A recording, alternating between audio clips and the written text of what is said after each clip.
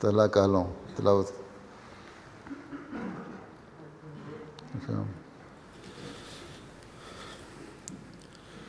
اعوذ باللہ من الشیطان الرجیم. بسم اللہ الرحمن الرحیم.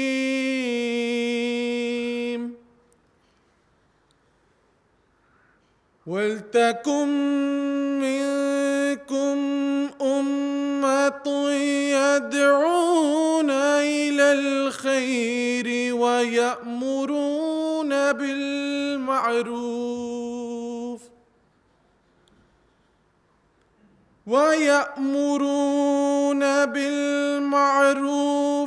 وَيَنْهَوْنَ عَنِ الْمُنكَرِ وَأُولَئِكَ هُمُ الْمُفْلِحُونَ.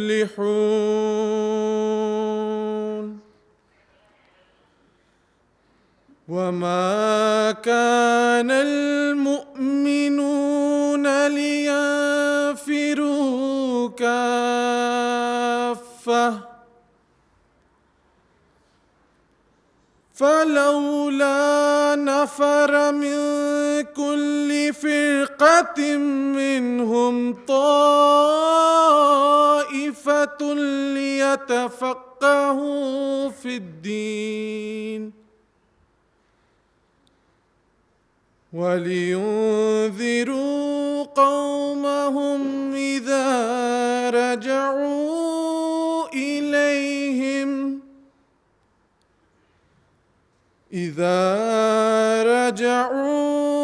إِلَيْهِمْ لَعَلَّهُمْ يَحْذَرُونَ.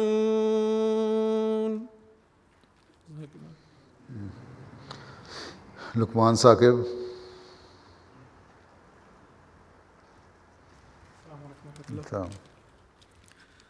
ابھی آپ کے سامنے سورہ آل عمران کی آیت 105 اور سورہ التوبہ کی آیت 122 پیش کی گئیں. اب ان کا اردو ترجمہ فرمودہ حضرت خلیفۃ المسیح الرابع رحمہ اللہ تعالیٰ پیش خدمت ہے.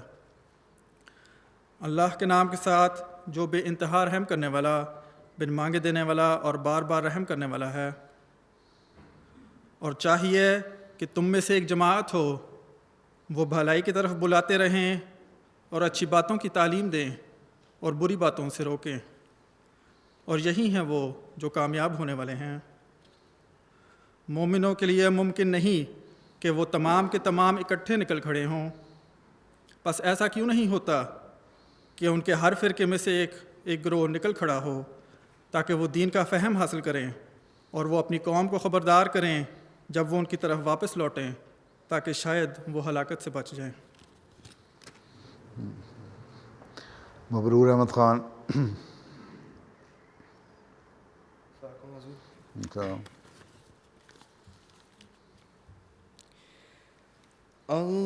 اللهم صل على محمد وعلى آل محمد كما صليت على إبراهيم وعلى آل إبراهيم إنك حميد مجيد. اللهم بارك على محمد وعلى آل محمد كما باركت على إبراهيم وعلى آل إبراهيم إنك حميد مجيد.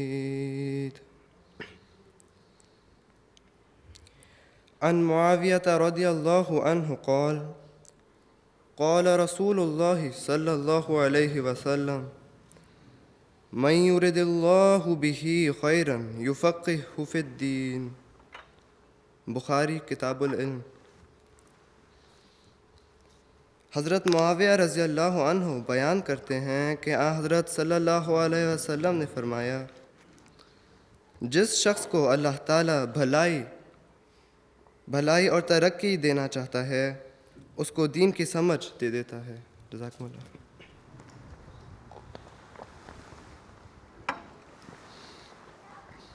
یہ راحیل احمد۔ السلام علیکم پیارے حضور۔ بسم اللہ الرحمن الرحیم۔ ملفوظات حضرت مسیح موعود علیہ السلام۔ دین کو دنیا پر مقدم رکھنا نہایت مشکل امر ہے۔ کہنے کو تو انسان کہہ لیتا ہے اور اقرار بھی کر لیتا ہے، مگر اس کا پورا کرنا ہر ایک کا کام نہیں۔ دین کو دنیا پر مقدم رکھنا اس طرح سے پہچانا جاتا ہے کہ جب انسان کا دنیاوی مال میں نقصان ہو تو کس قدر درد اس کے دل کو پہنچتا ہے، اور اس کے بالمقابل جب کسی دینی امر میں نقصان ہو جائے تو پھر کس قدر درد اس کے دل کو ہوتا ہے۔ انسان کو چاہیے کہ اس شناخت کے واسطے اپنے دل کو ہی ترازو بنائے کہ دنیاوی نقصان کے واسطے وہ کس قدر بے قرار ہوتا ہے اور چیختا چلاتا ہے، اور پھر دینی نقصان کے وقت اس کا کیا حال ہوتا ہے۔ بد ہے وہ شخص جو دوسرے کو دھوکہ دیتا ہے، مگر بدتر ہے وہ جو اپنے آپ کو بھی دھوکہ دیتا ہے، دین کو مقدم نہیں کرتا اور خیال کرتا ہے کہ میں دین کو مقدم کیے ہوئے ہوں۔ وہ سچے طور پر خدا تعالیٰ کا فرما بردار نہیں بنا اور ظن کرتا ہے کہ میں مسلمان ہوں۔ جو شخص دوسرے پر ظلم کرتا ہے ممکن ہے کہ وہ ظلم کر کے بھاگ جائے اور اس طرح اپنے آپ کو بچائے، مگر وہ جس نے اپنی جان پر ظلم کیا وہ کہاں بھاگ کر جائے گا اور اس ظلم کی سزا سے کس طرح بچ سکے گا۔ مبارک ہے وہ جو دین کو اور خدا تعالیٰ کو سب چیزوں پر مقدم رکھتا ہے، کیونکہ خدا بھی اسے مقدم رکھتا ہے۔ ملفوظات جلد پنجم صفحہ 234 تا 235۔ کلیم احمد۔ وعلیکم السلام۔ السلام علیکم۔ کلام حضرت مسلم اور رضی اللہ تعالیٰ عنہ۔ غم اپنے دوستوں کا بھی کھانا پڑے ہمیں، اغیار کا بھی بوجھ اٹھانا پڑے ہمیں، اس زندگی سے موت ہی بہتر ہے خدا، جس میں کہ تیرا نام چھپانا پڑے ہمیں، پھیلائیں گے صداقت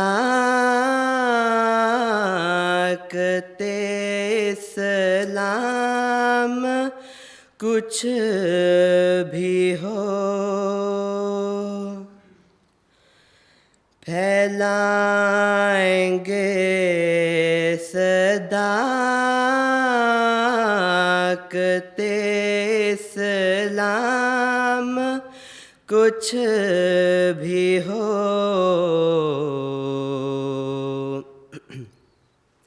جائیں گے ہم جہاں بھی کہ جانا پڑے ہمیں، جائیں گے ہم جہاں بھی کہ جانا پڑے ہمیں، پرواہ نہیں جو ہاتھ سے اپنے ہی اپنا حرف غلط کی طرح مٹانا پڑے ہمیں، محمود کر کے چھوڑیں گے ہم حق کو آشکار، محمود کر کے چھوڑیں گے ہم حق کو آشکار،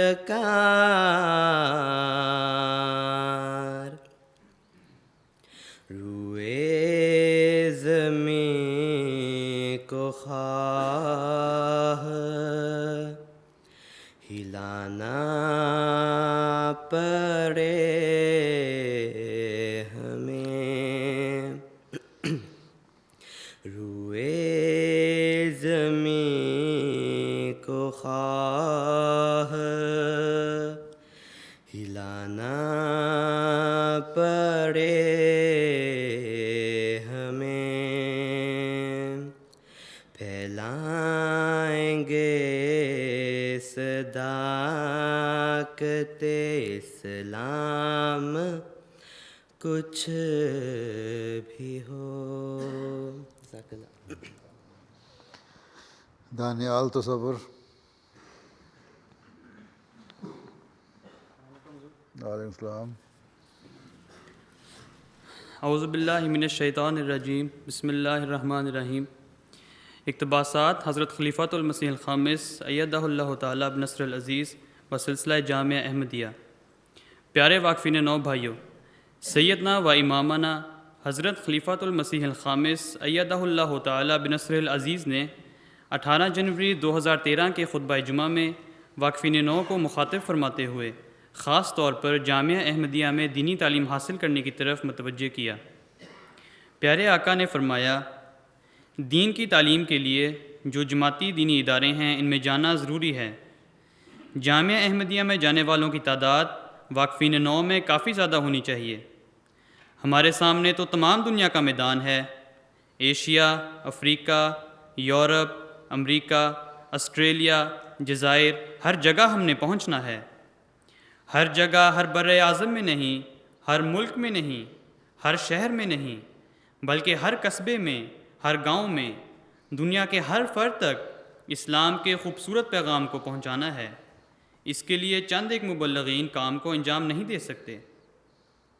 فرمایا، تبلیغ کا کام بہت وسیع کام ہے اور یہ باقاعدہ تربیت یافتہ مبلغین سے ہی زیادہ بہتر طور پر ہو سکتا ہے۔ اس لیے واقفین نو کو زیادہ سے زیادہ یا واقفین نو کی زیادہ سے زیادہ تعداد کو جامعہ احمدیہ میں آنا چاہیے، جبکہ جو اعداد و شمار میں نے بتائے ہیں اس سے تو ہم ہر ملک کے ہر علاقے میں، جیسا کہ میں نے کہا، مستقبل قریب کیا بلکہ دور میں بھی ہر جگہ مبلغ نہیں بٹھا سکتے، اور جب تک کل وقتی معلمین اور مبلغین نہیں ہوں گے انقلابی تبدیلی یا انقلابی پروگرام بہت مشکل ہے۔ بچوں میں وقف نو ہونے کی جو خوشی ہوتی ہے، بچپن میں تو اس کا اظہار بہت ہو رہا ہوتا ہے، لیکن اس یورپی معاشرے میں ماں باپ کی صحیح توجہ نہ ہونے کی وجہ سے، دنیاوی تعلیم سے متاثر ہو جانے کی وجہ سے، یا اپنے دوستوں کی مجلسوں میں بیٹھنے کی وجہ سے جامعہ کے بجائے دوسرے مضامین پڑھنے کی طرف توجہ زیادہ ہوتی ہے۔ بعض بچپن میں تو کہتے ہیں جامعہ میں جانا ہے، لیکن جب GCSE پاس کرتے ہیں، سیکنڈری سکولز پاس کرتے ہیں، تو پھر ترجیحات بدل جاتی ہیں۔ جامعہ احمدیہ میں آنے والوں کی تعداد جرمنی میں بھی اور UK میں بھی بہت کم ہے۔ ان دونوں جامعات میں یورپ کے دوسرے ملکوں سے بھی طالب علم آتے ہیں۔ اس طرح تو یہ تعداد اور بھی کم ہو جاتی ہے۔ جماعتیں مبلغین اور مربیان کا مطالبہ تو کرتی ہیں، تو پھر واقفین نو کو جامعہ میں پڑھنے کے لیے تیار بھی کریں۔ میں دوبارہ اس طرف توجہ دلانا چاہتا ہوں کہ دنیا میں دین کے پھیلانے کے لیے دینی علم کی ضرورت ہے، اور یہ علم سب سے زیادہ ایسے ادارے سے ہی مل سکتا ہے جس کا مقصد ہی دینی علم سکھانا ہو، اور یہ ادارہ جماعت احمدیہ میں جامعہ احمدیہ کے نام سے جانا جاتا ہے۔ جامعہ احمدیہ میں حاصل کی جانے والی تعلیم کے بارے میں پیارے آقا نے فرمایا، جہاں تک پڑھائی کا سوال ہے، جو علم دیا جا رہا ہے بہت وسیع علم ہے جو جامعہ کے طلباء اللہ تعالیٰ کے فضل سے حاصل کر رہے ہیں۔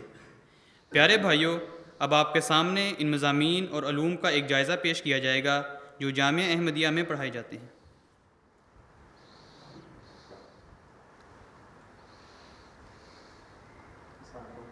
السلام۔ بسم اللہ الرحمن الرحیم۔ جامعہ احمدیہ میں پڑھائے جانے والے علوم، یہ خدا تعالیٰ کا خاص فضل و احسان ہے کہ اس نے ہمیں اس خاص زمانے میں پیدا کیا جب آن حضرت صلی اللہ علیہ وآلہ وسلم کی پیش گوئیوں کے مطابق وہ حکم و عدل امام الزمان تشریف لائے، جنہوں نے ایمان کو ثریا ستارے سے اتار کر دوبارہ دنیا میں قائم کیا۔ وہ قرآنی تعلیم جس پر مرور زمانہ کے ساتھ دھول پاڑ گئی تھی، اسے اس کی اصل حالت میں ہمیں دکھایا اور سکھایا۔ پھر یہ بھی ہماری خوش نصیبی ہے کہ حضرت مسیح موعود علیہ الصلاۃ والسلام کے بعد بھی خلافت کی برکت سے وہی تعلیم اپنی اصل حالت میں جاری ہے، اور جامعہ احمدیہ وہ عظیم درس گاہ ہے جس میں اس تعلیم کو پڑھایا اور سکھایا جاتا ہے۔ آج دنیا بھر میں کوئی بھی ایسی درس گاہ نہیں جس میں اسلام کی ایسی صحیح اور سچی تعلیم دی جاتی ہو۔ آج اصل دینی تعلیم صرف اور صرف اس زمانہ کے حکم و عدل امام مہدی و مسیح موعود علیہ الصلاۃ والسلام کی قائم فرمودہ درس گاہ سے ہی حاصل کی جا سکتی ہے۔ پیارے بھائیوں، خدا تعالیٰ کے فضل سے جامعہ احمدیہ کی تعلیم دوسری یونیورسٹیوں کی تعلیم سے کسی لحاظ سے بھی کم نہیں، اور یہ ہو بھی کیسے سکتا ہے کہ جہاں خدا تعالیٰ کے مقرر کردہ امام الزمان اور سلطان القلم کی جاری کردہ تعلیم خلیفہ وقت کی براہ راست نگرانی میں سکھائی جاتی ہو، وہ کسی بھی لحاظ سے دوسرے کسی ادارے سے کم ہو۔ جامعہ احمدیہ کا نصاب دینی علوم کے ساتھ ساتھ دنیاوی علوم بھی اپنے اندر سموئے ہوئے ہے، اور یہ ایک ایسی بنیاد فراہم کرتا ہے کہ جس کے اوپر جس ڈیزائن کی عمارت تعمیر کرنا چاہیں مضبوط اور خوبصورت ہوگی۔ جماعت کو جہاں جہاں اور جس فیلڈ میں ضرورت محسوس ہوئی، وہاں وہاں جامعہ سے فارغ ہونے والے مربیان سلسلہ نے اس اعلیٰ قابلیت کا مظاہرہ بھی کیا۔ کئی مربیان نے نہ صرف مختلف زبانیں سیکھیں بلکہ ان میں سے بعض نے PhD بھی کی۔ اسی طرح کئی مربیان نے بعد ازاں اعلیٰ دنیاوی تعلیم بھی مکمل کی۔ پیارے بھائیوں، اب میں آپ کی خدمت میں اس عظیم درسگاہ میں سکھائے جانے والے علوم کا مختصر جائزہ رکھتا ہوں کہ یہاں کیا کیا پڑھایا جاتا ہے۔ جامعہ کا کورس 7 سالوں پر محیط ہے اور ہر سال میں 2 سیمسٹر ہوتے ہیں۔ 7 سال مکمل کرنے کے بعد پاس ہونے والے مربیان و مبلغین کو شاہد کی ڈگری دی جاتی ہے۔ دنیا بھر کے تمام جامعات کا نصاب اور طریقہ تعلیم ایک جیسا ہے اور براہ راست خلیفہ وقت کی زیر نگرانی تیار کیا جاتا ہے۔ اسی طرح امتحانات بھی انٹرنیشنل سٹینڈرڈ کے مطابق ہوتے ہیں، اور حضور اقدس سید اللہ تعالیٰ بن نصر العزیز بذات خود ہر طالب علم کے رزلٹ کا جائزہ لیتے اور اس کی منظوری عطا فرماتے ہیں۔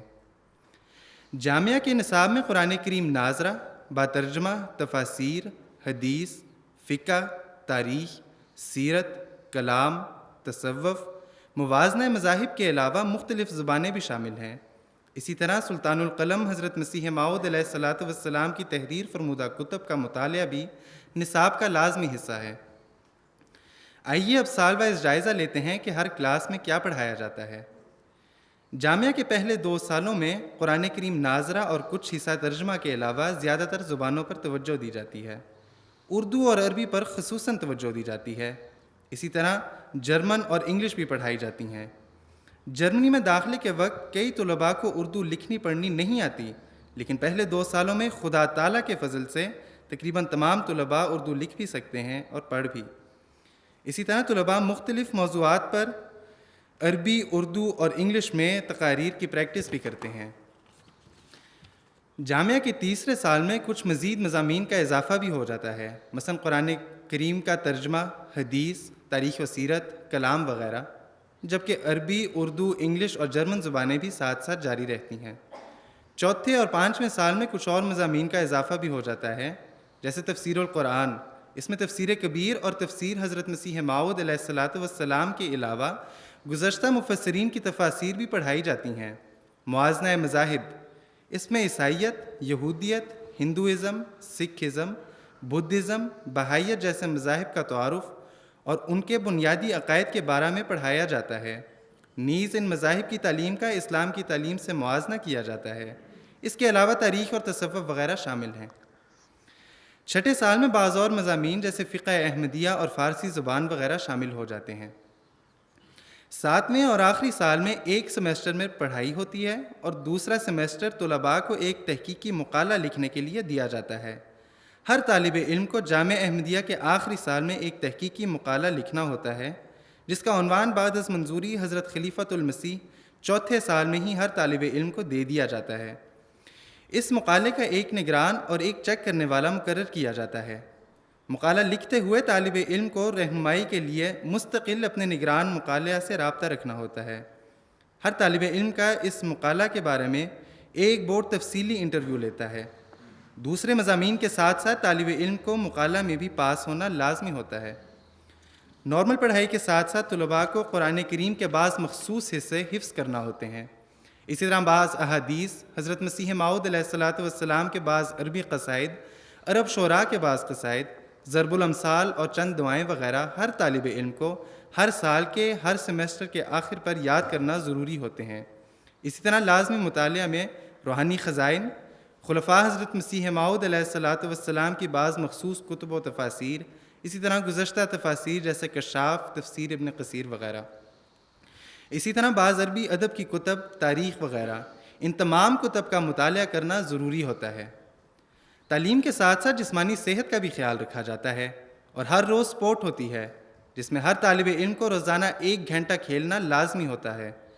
طلباء میں مسابقت کی روح پیدا کرنے کے لیے مختلف علمی و ورزشی مقابلہ جات کروائے جاتے ہیں، جس کے لیے مجلس علمی اور مجلس لعاب قائم ہیں۔ طلباء میں سے ہی ان مجالس کے صدر اور سیکرٹری مقرر ہوتے ہیں۔ یہ مجالس باقاعدگی سے علمی اور ورزشی مقابلہ جات کرواتی ہیں، جس میں طلباء بڑھ چڑھ کر حصہ لیتے ہیں۔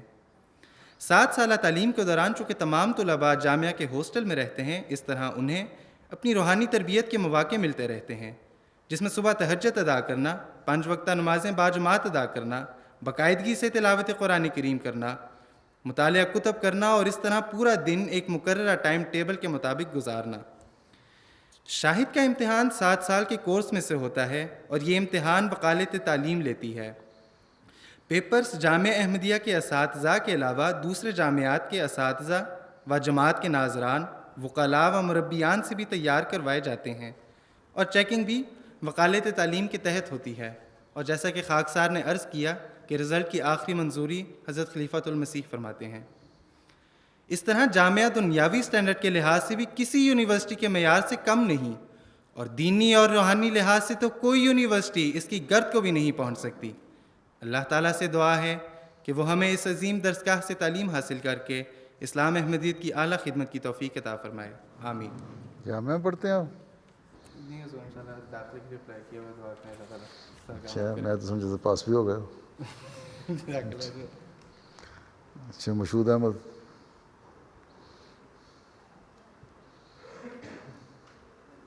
پیارے حضور السلام علیکم ورحمۃ اللہ وبرکاتہ۔ جامعہ احمدیہ کی اہمیت اور ضرورت۔ پیارے بھائیوں، جامعہ احمدیہ جیسی عظیم درسگاہ 100 سال سے زائد عرصے سے اسلام احمدیت کے پیغام کو پوری دنیا میں پہنچانے کے لیے مبلغین اور مربیان کو تیار کر رہی ہے۔ حضرت مسیح موعود علیہ السلام نے خود اپنے مبارک ہاتھوں سے نونہالان جماعت کی تعلیم و تربیت اور اسلام کی صحیح ہدایت اور خوبیاں سکھانے کے لیے ایک مدرسہ 3 جنوری 1898 میں قائم فرمایا اور اس کا نام مدرسہ تعلیم الاسلام رکھا گیا، جو 1903 میں کالج بن گیا۔ 1905 میں 2 عظیم بزرگوں حضرت مولوی عبدالکریم رضی اللہ تعالیٰ عنہ اور حضرت برہان الدین جہلمی رضی اللہ تعالیٰ عنہ کی وفات کے بعد پیدا ہونے والے خلا کو پر کرنے کے لیے حضرت مسیح موعود علیہ السلام نے اس مدرسہ میں جنوری 1906 میں دینیات کی شاخ کھولی۔ حضرت مسیح موعود علیہ السلام نے اس سلسلہ میں فرمایا، مدرسہ کی سلسلہ جنبانی کی بھی اگر کوئی غرض ہے تو یہی ہے، اس لیے میں نے کہا تھا کہ اس کے متعلق غور کیا جائے کہ یہ مدرسہ اشاعت اسلام کا ایک ذریعہ ہو اور اس سے ایسے عالم اور زندگی وقف کرنے والے لڑکے نکلیں جو دنیا کی نوکریوں اور مقاصد کو چھوڑ کے خدمت دین کو اختیار کریں۔ ایک طرف ضرورت ہے ایسے لوگوں کی جو عربی اور دینیات میں توغہ رکھتے ہوں، یعنی پوری مشق رکھتے ہوں، اور دوسری طرف ایسے لوگوں کی بھی ضرورت ہے جو آج کل کے طرز مناظرات میں پکے ہوں، علوم جدیدہ یعنی نئے علوم سے بھی واقف ہوں، کسی مجلس میں کوئی سوال پیش آ جائے تو جواب دے سکیں، اور کبھی ضرورت کے وقت عیسائیوں سے یا کسی اور مذہب والوں سے انہیں اسلام کی طرف سے مناظرہ کرنا پڑے تو حد تک کا باعث نہ ہوں، بلکہ وہ اسلام کی خوبیوں اور کمالات کو پرزور اور پرشوکت الفاظ میں ظاہر کر سکیں۔ میں جب اسلام کی حالت کو مشاہدہ کرتا ہوں تو میرے دل پر چوٹ لگتی ہے، اور دل چاہتا ہے کہ ایسے لوگ میری زندگی میں تیار ہو جائیں جو اسلام کی خدمت کر سکیں۔ چند سال میں ایسے نوجوان نکل آویں جن میں علمی قابلیت ہو اور وہ غیر زبان کی واقفیت بھی رکھتے ہوں، اور پورے طور پر تقریر کر کے اسلام کی خوبیاں دوسروں کے ذہن نشین کر سکیں۔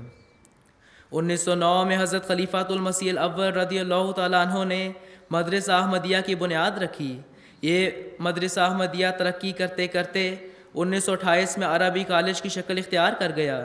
20 مئی 1928 کو حضرت خلیفۃ المسیح الثانی رضی اللہ تعالیٰ عنہ نے جامعہ احمدیہ کا باقاعدہ افتتاح فرمایا۔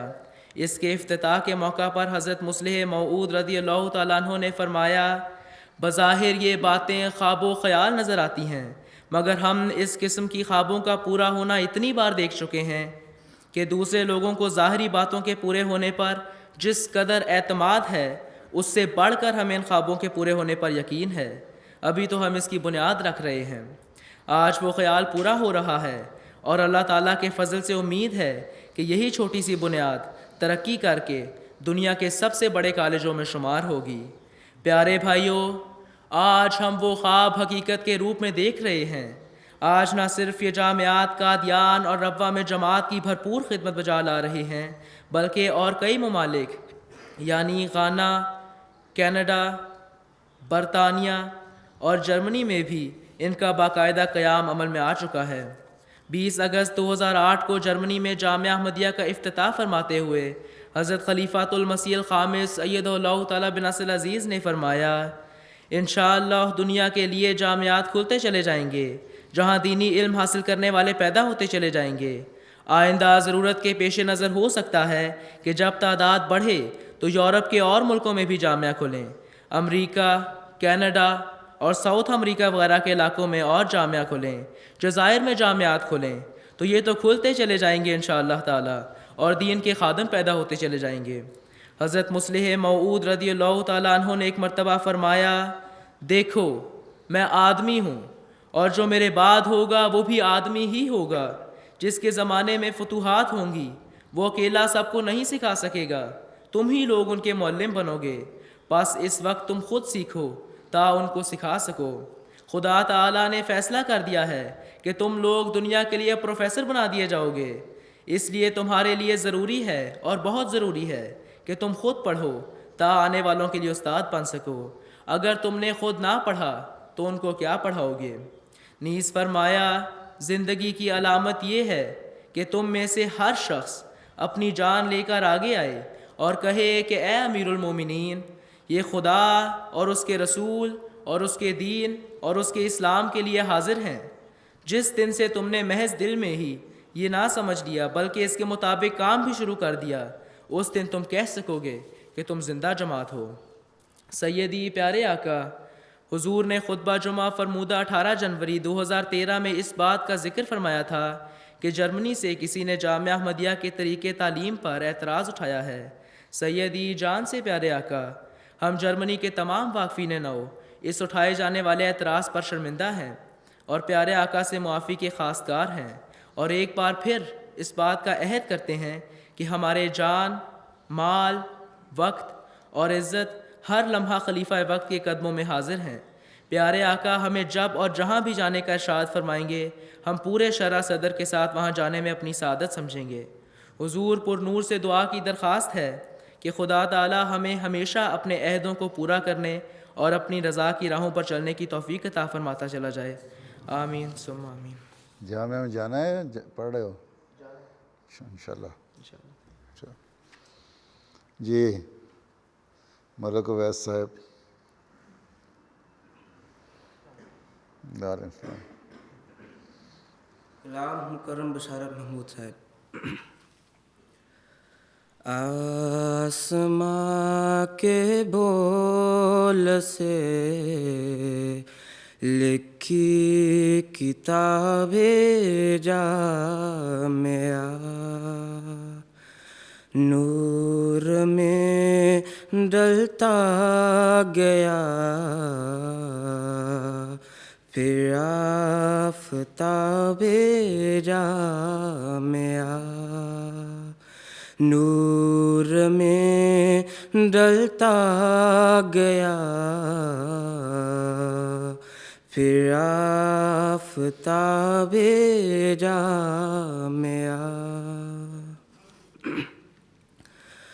تو ہمیشہ قائم و دائم رہے اس شان سے، تو ہمیشہ قائم و دائم رہے اس شان سے،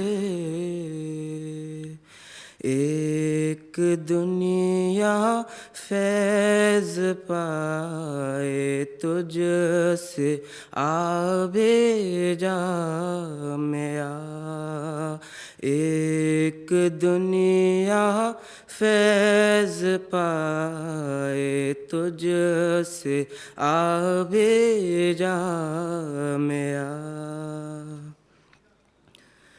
روح کی بنجر زمینیں طے کریں گے نور سے، روح کی بنجر زمینیں طے کریں گے نور سے،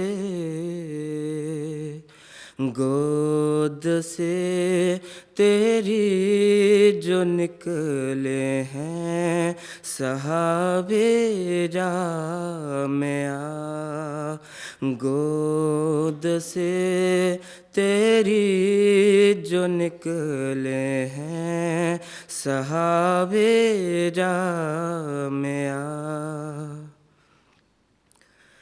واقفی نینوں کی خوشبو پھیل جائے ہر طرف، واقفی نینوں کی خوشبو پھیل جائے ہر طرف، ساری دنیا میں یہ پھیلائیں گلاب جامعہ، ساری دنیا میں یہ پھیلائیں گلاب جامعہ، تم سے دکھلائے خدا تعبیر ایسی شان سے، تم سے دکھلائے خدا تعبیر ایسی شان سے، جیسے دیکھا مہدی دوران خواب جامعہ، جیسے دیکھا مہدی دوران خواب جامعہ، آسمان کے بول سے لکھی کتاب جامعہ نور میں ڈلتا گیا پھر آفتاب جامعہ. بس جی یہ بتائیں کہ جامعہ میں جانے کا ارادہ کتنے لڑکوں کا ہے اس دفعہ اس سال اور اگلے سال اس سے اگلے سال؟ حالانکہ ہر سال کم از کم 20 لڑکے ہونے چاہیے جرمنی سے اگر انقلاب لانے کے دعوے پورے کرنے ہیں تو. وہ تو مطلب کم از کم دعوے تو پھر بھی دعویٰ ہی رہے گا. یہ تو ہمیں اگر سینکڑوں میں مل جائیں تو کم ہے، لیکن یہ ہے کہ کم از کم اتنی ریزنیبل تعداد ہو کہ جرمنی کے واقفین نو جو ہیں، جو یہاں کا سیکنڈری اسکول کا کیا کہلاتا ہے، ریال کے بعد جاتے ہیں ابیٹور کے بعد بھی کچھ جاتے ہیں، ریال کے بعد بھی جاتے ہیں. تو جو ان کلاسوں میں ہیں وہ سوچیں صرف وقف نو کا ٹائٹل لگا کے اور اس کے بعد سافٹ ویئر انجینئرنگ یا کمپیوٹر سائنس یا تیسری چیزوں میں جانے کے بجائے پہلی پریفرنس جامعہ کی ہونی چاہیے. ٹھیک ہے، پھر ڈاکٹر بننے کی ہونی چاہیے، پھر ٹیچر بننے کی ہونی چاہیے، لینگوسٹ بننے کی ہونی چاہیے. ٹھیک ہے، اکثر جو ہے ان کی سوچیں کچھ دنیا داری کی طرف زیادہ جانے لگ گئی ہیں واقفین نواب میں سے بھی. تمہیں کیا ہوا ہے، چوٹ لگی ہے کہ آپریشن ہوا ہے؟ آپریشن ہوا ہے، اچھا. ہاں جی، آپ فرماؤ کیا کہتے ہو جی؟ وعلیکم السلام. میرا سوال یہ تھا کہ میڈیکل ریسرچ میں بعض اوقات جب بچہ ارلی سٹیجز میں ہوتا ہے، سیلز کے سٹیجز میں ہوتا ہے، تو اس کے ساتھ ایکسپیریمنٹس کیے جاتے ہیں، تو اسلام کا اس میں کیا کہنا ہے؟ ایکسپیریمنٹ کر کے اس کو مار دیا جاتا ہے؟ ماں کے اس میں ہوتا ہے، یوٹرس میں ہوتا ہے، ووم میں ہوتا ہے؟ نہیں وہ ارلی سٹیجز میں پیٹی ڈش کے اوپر کیا جاتا ہے. ہاں جی، لیبارٹری میں. جی ہیں لیبارٹری میں اسپرم اور ایگ سیلس کو وہ اس کے اوپر گرو کیا جاتا ہے نا. ہاں جی، باری ٹیوبز میں ہی. جی ہیں جی. تو اس وقت ایکسپیریمنٹ کرنے کی حد تک اگر اس کو سے فائدہ پہنچانے کے لیے دنیا میں نیت تو یہی ہے نا کہ دنیا کو فائدہ پہنچے، آئندہ بچوں کی جو پیدا ہوں ان کی جو مسائل ہیں جو پیدا ہو سکتے ہیں پریگنینسی کے دوران ان کا پتہ چل جائے. ٹھیک ہے، اور یا اس کے بعد جو آگے ہو اس کا پتہ لگ جائے، تو اس لحاظ سے تجربہ کرنے میں کوئی حرج نہیں ہے، جائز ہے. اگر وہ ماں کے پیٹ میں چلا جاتا ہے اور فیٹس بن کے گروتھ شروع ہو جاتی ہے، اس وقت اس کو پھر مارنا جائز نہیں ہے.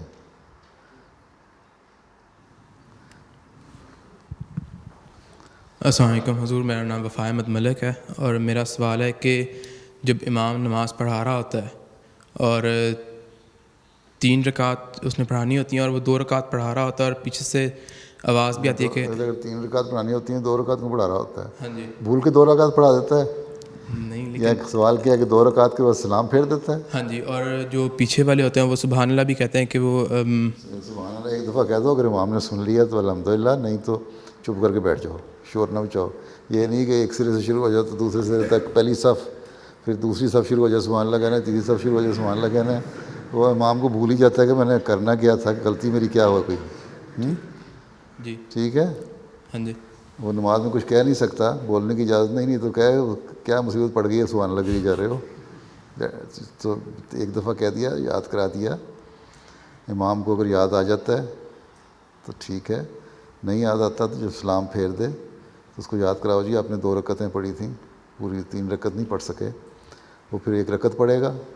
ٹھیک ہے. ہاں جی. سلام پھرنے کے بعد پھر کھڑا ہوگا، 1 رکعت پڑھے گا، سارے ساتھ اس کے پڑھیں گے. اور رکعت کے بعد جب سلام پھیرنے لگے اس سے پہلے، سلام پھیرنے سے پہلے سجدہ صاحب 2 سجدے کرے گا. جو غلطی ہوگی اس کا سجدہ صاحب کہتے ہیں. جی. وہ سجدہ کرے گا اور اس کے بعد سلام پھیر دے گا. ٹھیک جزاکم اللہ.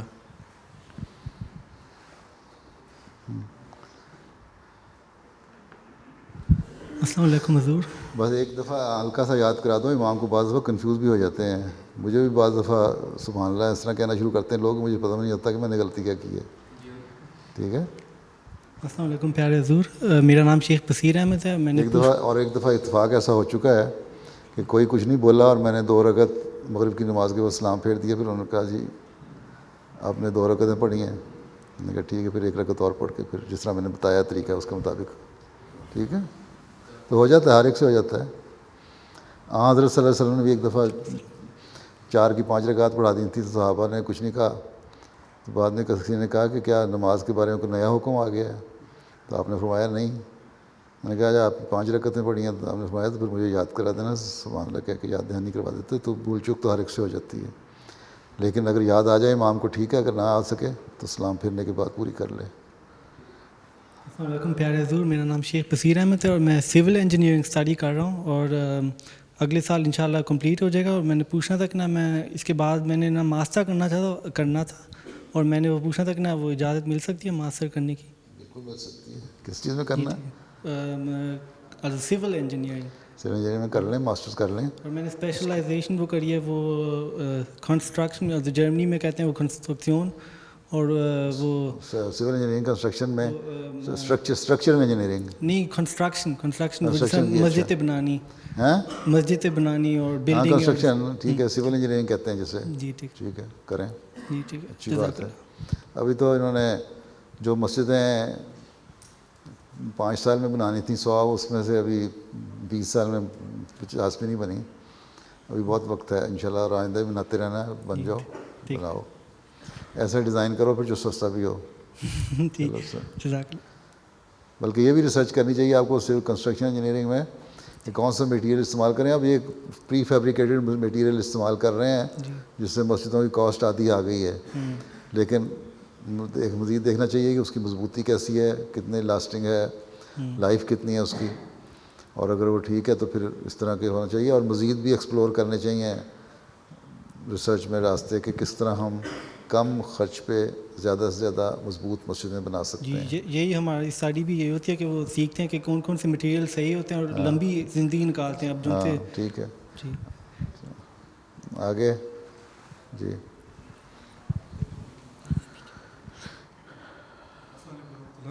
پیر حضور، میرا نام عدیل احمد خالد ہے، میں جماعت مانچال سے تعلق رکھتا ہوں. میں 2 باتیں عرض کرنا چاہتا ہوں. سب سے پہلے کہ میرے والد صاحب ہمیشہ فرماتے تھے کہ اگر کوئی کام کرنا ہو تو اپنے خلیفہ وقت سے ضرور اجازت لیں. ہاں جی، کام کرنا ہو تو کیا ہو تو خلیفہ وقت سے اجازت ضرور لوں. اچھا. کچھ عرصہ پہلے امیر صاحب عبداللہ واقع صاحب سے آپ واقف نو ہیں، اس لیے آپ نے تو اجازت لینی چاہیے. ہاں جی، واقف نو کو تو بہرحال لینی چاہیے. آپ دوسرے آدمی عام آدمی کے لیے ضروری نہیں ہے. ہاں بالکل. میں نے میٹنگ میں حصہ لیا عبداللہ واقع صاحب سے. اسٹڈی کر رہے ہیں؟ جی. کیا کر رہے ہو؟ میں پڑھائی کر رہا ہوں ٹیچنگ کا کورس یونیورسٹی میں. ٹیچنگ کا؟ ہاں جی. اچھا. تو سوال میرا یہ ہے کہ الگ فرض سے اب صوبے میں حسن میں کریکولم تیار ہے، احمدیہ جماعت کی طرف سے گیا ہے اور منظوری بھی ہے. تو میں شوق رکھتا ہوں کہ اس لائن میں جاؤں. آپ کی ٹیچنگ میں جاؤ. ٹیچنگ کی کورس میں کر رہا ہوں، اس وقت پڑھ رہا ہوں تقریباً 4.5 سال سے. اور ابھی مکمل نہیں ہے پڑھائی، لیکن کیونکہ الگ فرض سے یہاں کریکولم تیار ہو گیا اسلامک اسٹڈیز کے لیے کہ اسکولوں میں پڑھایا جائے. اچھا. میں شوق رکھتا ہوں اسلام میں. ٹھیک ہے، آپ اسلامک اسٹڈیز کریں، اس کے بعد بتا دیں کہ میں نے اسلامک اسٹڈیز میں اپنا کوالیفائی کر لیا ہے اور اب کیا مجھے اجازت مل سکتی ہے کہ یہاں اسکولوں میں اگر مجھے یہاں ملتا ہے جاب تو میں اسلامک اسٹڈیز پڑھا سکوں، یا ابھی تو جماعت کا کوئی اسکول نہیں ہے، جب جماعت اسکول کھولے گی تو پھر وہاں پڑھا سکتے ہیں. وہی میں کہہ رہا ہوں کہ حکومت کی طرف سے کریکولم تیار، اجازت تو مل گئی ہے. اب جماعت کی ہمت ہے نا، بس اب بندے تیار کرنے ہیں. تو اب اسکول کھولتے ہیں کہ نہیں، اب ٹیچر کوئی کم از کم 50-60 تو ٹیچر تیار ہو جائے نا. بالکل. آپ میرے لیے دعا کریں، میں یہی شوق رکھتا ہوں کہ اس لائن میں جاؤں. عمر کیا ہے آپ کی؟ ہاں جی، کتنے سال کی؟ 24 سال. ہیں؟ 24 سال کا. اچھا. گیم کرتے ہیں کوئی کہ نہیں صرف پڑھتے ہی ہیں؟ میں سمجھ نہیں. کوئی گیم بھی کرتے ہیں صرف پڑھتے ہیں؟ گیم بھی کر لیتا ہوں. کیا؟ تھوڑا بھاگ دوڑ. کوئی تھوڑی سی بھاگ دوڑ کیا کرو، ضرور زیادہ ہے. ہاں جی، تھوڑی اور زیادہ کرتا ہوں. ہاں ٹھیک ہے. ایک دوسری بات میں عرض کرنا چاہ رہا تھا کہ پچھلے جمعرات میرے والد صاحب کا انتقال ہوا ہے. اچھا اللہ تعالیٰ آپ ان کو دعا میں یاد رکھیں اور درجات بلند کرے. خاص طور پہ میری دعا کریں کہ اللہ تعالیٰ مجھے اپنے والد صاحب کی خوشیوں کو ان کی خواہشات کو ان کی دعاؤں کو آپ کے حق میں قبول فرمائے. آمین. جزاک اللہ. آگے سر.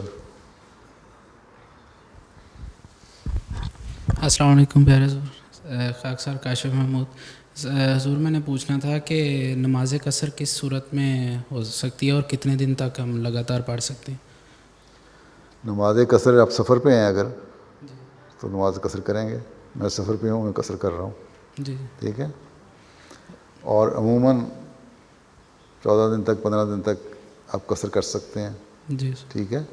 لیکن اگر آپ کو مدت پتہ نہیں ہے اور 4 دن کے لیے آپ کا سفر ہے, پھر آپ کام کی وجہ سے 4 دن اور ٹھہر گئے, آپ قصر کرتے جا رہے ہیں, تو کر سکتے ہیں. حضرت مسیح علیہ السلام کو ساتھ ایک واقعہ اس طرح پیش ہوا کہ اس طرح چند دن کے لیے سفر تھا, نماز قصر فرماتے رہے آپ, اور وہ مدت جو ہے تقریباً 2 مہینے تک طویل ہو گئی اور آپ نے تو قصر کی نماز. ٹھیک ہے. تو یہ تو اس بنیاد پہ ہے کہ آپ کے سفر ہے, سفر سمجھتے ہیں, اس کی نیت سے نکلے ہیں تو قصر کریں. ٹھیک ہے. اور یہ نہیں ہے کہ جان بوجھ کے بلا وجہ کرتے ہیں کہ 14 دن یا 15 دن کا سفر ہوتا ہے. میں احتیاط کرتا ہوں 14 دن کے بعد عموماً اگر 14 دن کا ہو تو میں سفر قصر نہیں کرتا. جی ٹھیک. ایک حضور میں نے دعا کی درخواست تھی کہ ہمارے بادن وٹمبرگ میں کثرت سے ہماری جماعتی بندوں کے کیس اڑا رہے ہیں, ریجیکٹ کر رہے ہیں. ریجیکٹ کر رہے ہیں؟ جی ریجیکٹ ہو رہے ہیں, اڑا رہے ہیں, ریجیکٹ کر رہے ہیں, تو پھر ان سے کو دعا کریں, صدقہ دیں اور سچ بولیں. جی سچائی پہ قائم رہتے ہوئے اپنے کیس بیان کریں نا. ایک جو اسٹیٹمنٹ پہلے دی ہے اس پہ قائم رہیں. جی.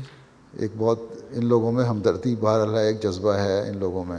جی. اگر ان کو بتایا جائے کہ ہمارے وہاں حالات ایسے ہیں, ضروری نہیں ہے کہ ہم پہ کیس بنا ہوا ہے, بلکہ ہم ایسا اس طرح کے ارد گرد ماحول ایسا بن چکا ہے اور ہمارے مینٹل ٹارچر ایسا ہے, ہمیں جابس بھی بعض دفعہ نہیں ملتے یا بڑے جاب سے نکال دیے جاتے ہیں. ضروری نہیں ہے کہ لائف تھریٹ ہی ہو ہمیں یا مقدمہ ہی ہمارے خلاف بنا ہو. تو یہ جو مینٹل ٹارچر ہے یہ ہماری برداشت سے باہر نکل گیا ہے, اس لیے ہم یہاں آ گئے ہیں تاکہ ہمیں ذہنی سکون ملے. ہم پناہ میں آتے ہیں, اگر مستقل نہیں تو ہمیں 5 سال کا ہی ویزا دو. 5 سال تو ہم ان سے گزریں گے, پھر اگر حالات ٹھیک ہوں گے تو واپس بھی جا سکتے ہیں. اگر ان کو یہ یقین دلا دیا جائے کہ آپ کے کیسز سچائی پہ مبنی ہیں, تو میں نے دیکھا ہے عموماً 80% کیس پاس ہو جاتے ہیں. جی سر. وہ ریجیکشن یہی لگا رہے ہیں کہ احمدیوں کو کوئی پرابلم نہیں ہے پاکستان میں. وہ تو پھر پرابلم ثبوت دینا چاہیے نا. جماعت بھی کوشش کرتی ہے, ان کو ثبوت دیتی ہے, بتاتی ہے کیا کچھ ہے, اور امبیسیز کے ذریعے سے بھی کیا جا رہا ہے, سیاستدانوں کو بتایا جاتا ہے, میں بھی بتاتا رہتا ہوں. دنیا کو ہر جگہ پتہ ہے, ہیومن رائٹس والوں کو سب کچھ پتہ ہے. جنیوا میں کوئی کانفرنس ہوتی ہے وہاں بھی جماعت کے نظریات پیش کیے جاتے ہیں, یہاں بھی پیش کیے جاتے ہیں. تو جو کوششیں ہیں وہ تو ہم کرتے ہیں کہ حتی الوسع کوشش ہو کہ جو تو بہت جینون کیس ہیں ان کی تو مقدمے وغیرہ کی تفصیلات آ جاتی ہیں. ٹھیک ہے. باقی اگر ایک اس طرح اپنا کوئی مقدمہ پیش کیا جائے کہ جس سے ان کے ہمدردی کے جذبات ابھریں تو اس سے ٹھیک ہوتا ہے. اس طرح سوچ کے مطابق کرنے چاہیے کیسز. یہی میں خطبوں میں بھی کہہ چکا ہوں. اچھا ہاں جی بتاؤ. میرا نام محفوظ منیر ہے اور میں نے دعا کی درخواست کرنی تھی. میرے 3 آپریشن ہو چکے کان کے. ہاں جی. اللہ فضل کرے. اور ایک سوال تھا میرا کہ فجر اور مغرب عشاء کی جو نماز ہے وہ امام جب ان کی آواز میں سورۃ فاتحہ اور سورۃ پڑھتا ہے, اور جو ظہر عصر کی نماز ہوتی ہے وہ نہیں پڑھتا, تو اس کا کیا؟ ایک تو یہ ہے کہ اسی طرح حضرت صلی اللہ علیہ وسلم نے ہمیں کر کے دکھایا, جو سنت تھی اس کے مطابق کرتے ہیں. دوسرے حکمت یہ بھی ہو سکتی ہے اس وقت کی جو آواز ہے وہ جو وقت ہوتا ہے وہ ایسا وقت ہوتا ہے جس میں خاموشی کے ساتھ جو عبادت ایک ماحول پہ تاری ہوئی ہوتی ہے, اس میں اس عبادت میں ایک زیادہ سکون مل رہا ہوتا ہے. تمہیں نہیں ملتا؟ بس ایک انسانی فطرت کے مطابق یہ عمل ہو رہے ہیں دونوں. انسانی فطرت کے مطابق, قدرت کی جو ایک ماحول ہے اس کے مطابق. ایک اور درخواست تھی کہ میرے ماموں ابھی پاکستان سے باہر گئے ہیں دبئی میں, اور ان کے لیے بھی دعا تھی کہ اللہ فضل کرے. اچھا آگے. السلام علیکم پیارے حضور، میرا نام رانا ولید احمد جنجو ہے اور میں نے 2 باتیں آپ سے عرض کرنی تھیں. پہلی یہ کہ پچھلی کلاس میں نے بتایا تھا کہ میں نے ایک تقریر کرنی تھی ہستی باری تعالیٰ کے بارے میں، تو آپ کو بتانا تھا وہ بہت کامیاب رہی ہے. اچھا ماشاء تو اللہ. ادھر میں نے تقریر سے پہلے بھی بچوں سے پوچھا تھا، کلاس میٹ سے پوچھا تھا کہ آپ گاڈ بلیو کرتے ہیں کہ گاڈ ہے؟ تو اکثر نے جواب دیا کہ نہیں. تو میری تقریر کے بعد تقریباً آدھی جو کلاس تھی مان گئی. جی مان گئی، تو بہت اچھا ہوا. ماشاء اللہ. اللہ تعالیٰ اس برکت ڈالے. آئندہ بھی اس طرح کام کرتے رہا کرو. اللہ تعالیٰ پہلے تو دنیا کو یہ بتاؤ کہ خدا تعالیٰ کی ہستی ہے، پھر دین کی طرف آئیں گے وہ انشاءاللہ. تو دوسری بات یہ تھی، ایک سوال تھا کہ اسکول میں ابٹ ہوا کر رہا ہوں، تو 1 سال پہلے ابٹ ہوا کے 1 سال پہلے انگلش کا جو کورس ہوتا ہے اس میں انڈیا کے بارے میں بات ہوتی ہے، انڈیا کی جو پارٹیشن ہوئی ہے.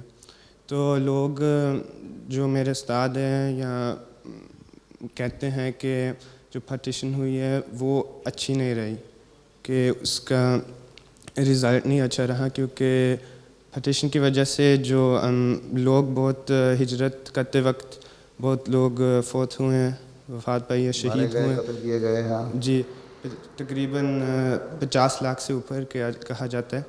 تو میں نے آپ سے پوچھنا تھا، تو اگر لوگ اس طرح کی باتیں کرے کہ نہیں اچھا ہوا، تو ہم جب پارٹیشن نہیں تھی اس وقت بھی ہندو اور مسلمان کا فساد کھڑا ہو چکا تھا.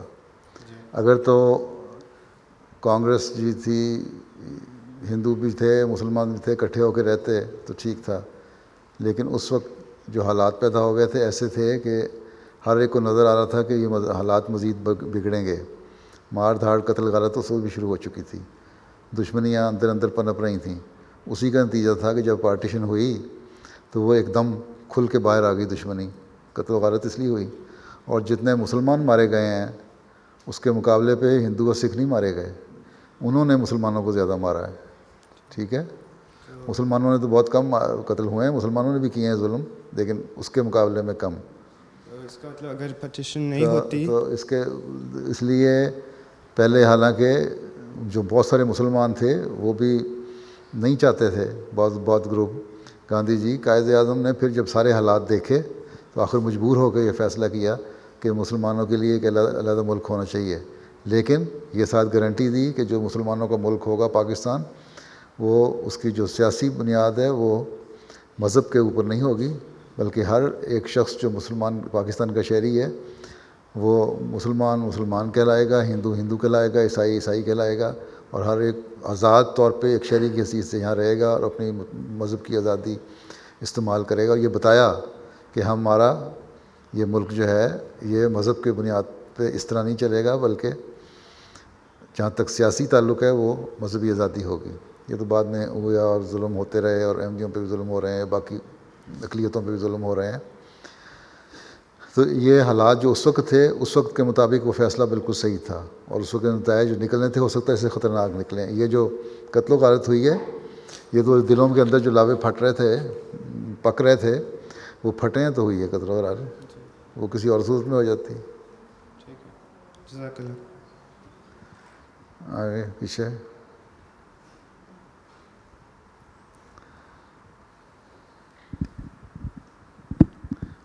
السلام علیکم پیارے حضور. حضور میرا نام عمر باجوہ ہے اور میں کچھ دوستوں کو تبلیغ کر رہا ہوں، افراد کو، جن میں عربش، مقدونش اور ترکش ہیں. عربش اور مقدونش اور ترکش ہیں. اچھا اچھا. تو ایک دوست نے مجھ سے سوال کیا کہ سارے مسلمان بیک گراؤنڈ کے ہیں؟ ہاں جی، مسلمان بیک گراؤنڈ کے ہیں نا؟ ہاں جی مسلمان ہیں. تو ایک دوست نے سوال کیا کہ جو سچے نبی ہیں ان کے چہرے پر تو نور ہوتا ہے. اچھا. تو آپ کے جو نبی ہیں تو ان کے اگر چہرے پر نور ہوتا تو سب کو نظر کیوں نہیں آیا؟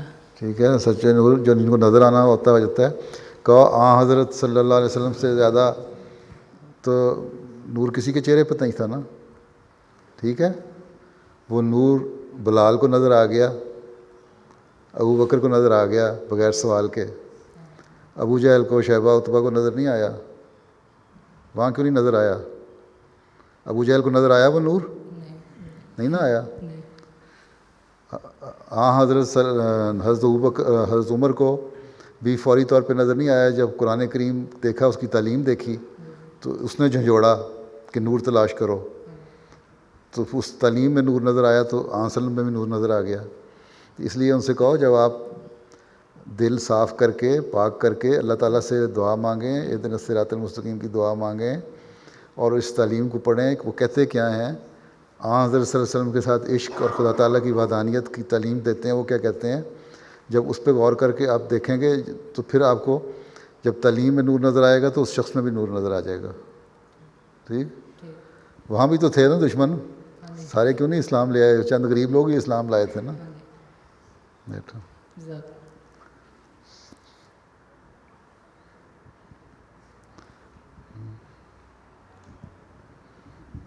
السلام علیکم حضور, میرا نام ابتسام احمد ہے اور مجھے 1.5 سال ہو گیا ہے پاکستان سے آئے ہوئے ادھر.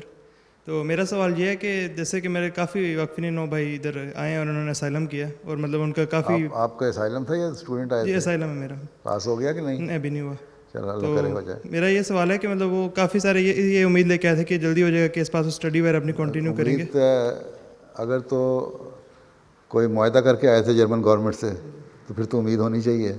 اگر اس لیے آئے تھے کہ ہم وہاں مشکلات میں ہیں اور اس سے آسانی چھٹکارا پانا ہے اور جا کے قسمت آزمائی کر لیتے ہیں اور پھر اس کے بعد دعا اور صدقات پہ بھی زور دیا تو ہو جاتا ہے. ایک ایسے کیسز ہیں میں نے دیکھے ہیں جنہوں نے آتے ہی قرآن کریم پکڑا اور مسلح پکڑا اور اس پہ بیٹھ گئے اور دعائیں اور نفل صدقے کرتے رہے. ان کے 15 دن میں پاس ہو گئے کیس ہیں. جو ایسے بظاہر نیک لوگ تھے, دعائیں بھی کرتے تھے, لیکن ان کے نہیں ہوئے. تو بعضوں کو اللہ تعالیٰ مزید امتحان میں لیتا ہے. کچھ کے امتحان لمبے ہو جاتے ہیں, کچھ کے جلدی ہو جاتے ہیں حل.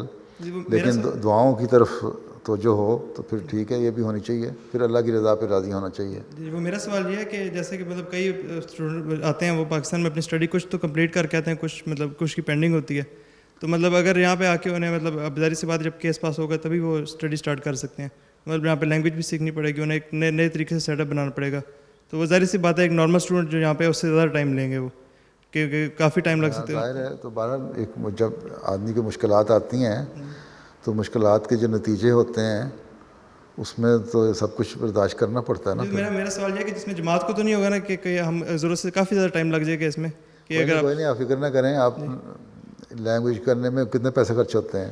نہیں لینگویج تو مطلب انشاءاللہ ہو جائے گی, لیکن پراپر اسٹڈی جو یونیورسٹی کی وہ ہم تبھی اسٹارٹ کر سکتے ہیں. وہاں کیا کر کے آئے تھے؟ کیس ہوگا. وہاں کیا کر کے آئے تھے؟ وہاں میری FSc کمپلیٹ ہے کالج. اچھا جی. FSc کرنے کے بعد یہاں جب آپ کو کیس پاس ہو جاتا ہے اس کے بعد یہاں دیکھیں, ایکسپلور کریں مختلف آپشنز کیا ہیں. جی جی. جو بھی آپشنز ہوں نا وہ پھر لکھ کے مجھے پوچھیں, پھر میں بتاؤں گا کہ ان آپشنز میں سے کون سی آپ کے لیے بہتر ہے, جو آپ کے لیے بھی بہتر ہو جائے اور جماعت کے لیے بھی بہتر ہو جائے. ٹھیک ہے, تاکہ نہ آپ کا وقت ضائع ہو نہ جماعت کا وقت ضائع ہو. ٹھیک ہے, یہی مطلب ہے نا آپ کا؟ ہاں بالکل یہی کہنا چاہتا ہوں. ٹھیک ٹھیک. پیچھے دے دو. السلام علیکم ورحمۃ اللہ وبرکاتہ. السلام. میرا نام رحمت بشیر جنجوا ہے اور میں بر وقت فزکس پڑھ رہا ہوں. میرے 2 سوال ہیں. پہلا تو یہ سوال ہے کہ ہمیں فزکس کی کس میدان میں جانا چاہیے؟ فزکس کا ہر سائنس کے ہر میدان جو ہے وہ بہتر ہے آپ کے لیے. ریسرچ میں اگر آپ نے جانا ہے تو جس میں بھی ریسرچ کر لیں وہ فائدے کے لیے ہی ہے نا. آپ کی دلچسپی کس چیز میں ہے؟ میری دلچسپی تو زیادہ جو تھیوری ہے اس میں ہے. تھیوریٹیکل فزکس میں ہے نا. جی ہاں ٹھیک ہے, کریں. ٹھیک ہے. اچھا, اور دوسرا سوال یہ ہے کہ جسمانی ورزش کس حد تک کرنی چاہیے؟ جس حد تک بندہ سمارٹ رہے, اور آپ بڑے سمارٹ ہیں ماشاء اللہ. اسی طرح آ جاؤ ادھر. صحت قائم رکھنے کے لیے کرنی چاہیے, کسی کو مارنے کے لیے نہیں کرنی چاہیے. اور میرا سوال یہ ہے کہ کوئی ایسا واقعہ جس نے آپ کی زندگی پر بہت گہرا اثر چھوڑا ہو؟ میری زندگی پر؟ جی حضور. اس وقت بیان نہیں کر سکتا. چلو آگے.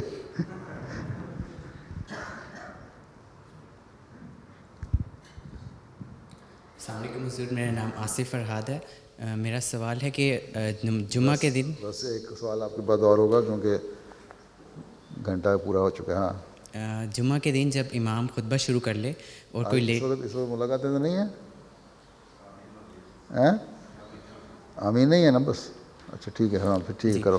हुजूर, जुम्मा के दिन जब इमाम खुतबा शुरू कर ले और कोई लेट आए तो उसको सुन्नतें उस वक्त अदा करनी चाहिए, खुतबा सानिया के दौरान या फ़र्ज़ नमाज के बाद? जब भी आप जुम्मे मस्जिद में आते हैं जी, आपको सुन्नतें पढ़नी चाहिए, ठीक है। बाज़ लोग ये भी गलत करते हैं कि खुतबा तो सुन लेते हैं उर्दू का और जो मसनून खुतबा है वो उसमें खड़े होकर उसको तवज्जो नहीं देते और सुन्नतें पढ़ने लग जाते हैं। ये गलत तरीका है। आते ही पहले सुन्नतें पढ़ें, फिर बैठ कर आराम से खुतबा सुनें हैं। और जो वक्फ़ा होता है दरमियान में वो इतना थोड़ा होता है, फिर भी जल्दी जल्दी टकरे मारते हैं ना, तो गलत है, ठीक है। अगर तो किसी को मौका है कि घर से सुन्नतें पढ़ के आए तो घर से पढ़ के आनी चाहिए। मस्जिद में आके पढ़नी है तो वहाँ उस वक्त पढ़ लें जब भी आप मस्जिद में दाखिल होते हैं। लेकिन ये जो रवायत बन गई है ना हमारे कि अरबी खुतबा जब शुरू हुआ मसनून खुतबा तो उसको शुरू कर दो, इस तरह नहीं करना चाहिए। हाँ ये अस्सलाम वालेकुम हुज़ूर, मुबारक अहमद मेरा नाम है। मुझे दुआ की दरख्वास्त करनी थी सिर्फ कि कल अल्लाह के फजल से मेरे बड़े भाई की बहन पैदा हुई थी। अच्छा, तो बड़े भाई के यहाँ बहन पैदा हुई थी, जी बेटी पैदा हुई? नहीं बड़े भाई की बेटी पैदा हुई थी, सॉरी। तो अगर वो बड़े भाई की बहन पैदा हुई है तो छोटे भाई की कोई बहन पैदा हुई? नहीं, बड़े भाई की बेटी पैदा हुई है तो उसको ज़रा शुगर की ज़रा कमी है। अच्छा, अल्लाह ताला और वज़न भी थोड़ा कम है तो दुआ अल्लाह फजल करे। अच्छा नहीं, पीछे चलो इसको दे दो, इसको अस्सलाम वालेकुम हुज़ूर, मेरा नाम सऊद अहमद ख़ान है। मेरा एक छोटा सा सवाल है कि मैं अक्सर देखता हूँ जब जमात में नमाज़ पढ़ा होता हूँ तो इमाम साहब सलाम फेर के जब खड़े होते हैं आगे सुनते पढ़ने के लिए, तो वो अक्सर कभी थोड़ा सा इधर हो जाते हैं, कभी थोड़ा सा उधर हो जाते हैं, फिर शुरू करते हैं। जो पीछे भी लोग खड़े होते हैं वो 3-4 सफ़ आगे या पीछे हो जाते हैं ताकि फिर उधर पढ़ना शुरू करें। तो इसकी वजह क्या है? इसलिए कि ये भी एक सुन्नत ही है एक तरह की कि अपनी जो नमाज़ों की जगह है वो बदल लो।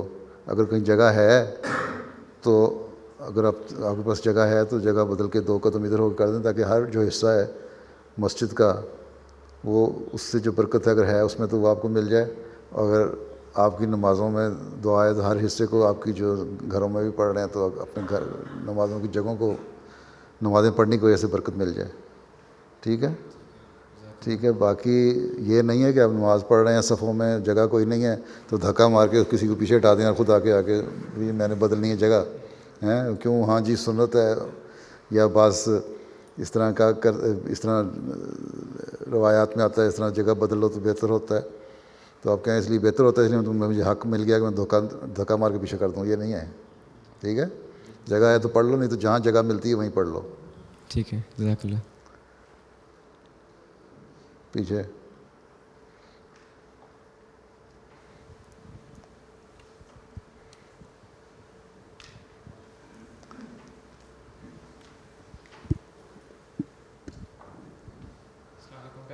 मेरा नाम ज़ाफ़िर महमूद है और मेरा सवाल यह है कि कुछ हफ़्तों में हमें इधर छुट्टियां होने वाली हैं गर्मियों की, तो मैं पूछना चाहता हूं कि हमें छुट्टियों में कोई काम करने की इजाज़त है?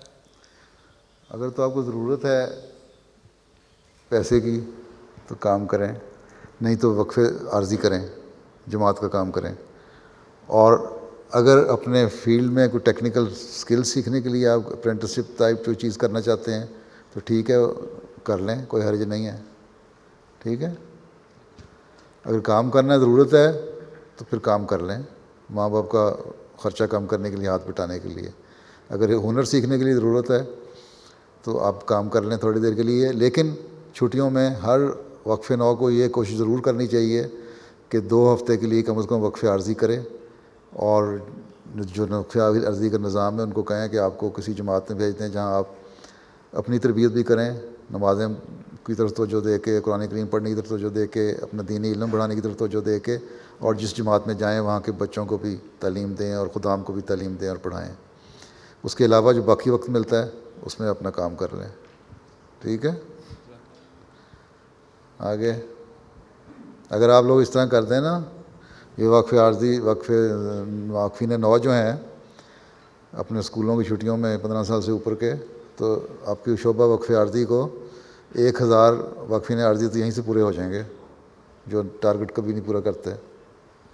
جی